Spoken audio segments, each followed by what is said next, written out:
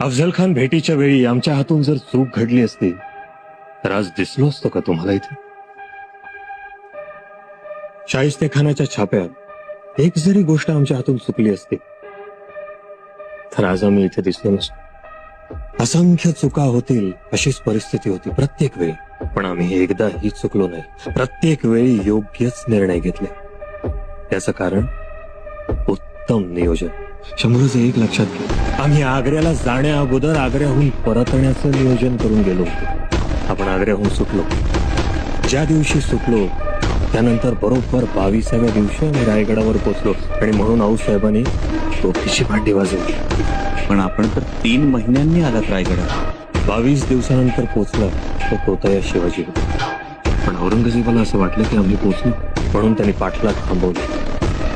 तुमचा पुढचा मार्ग सुकर झाला.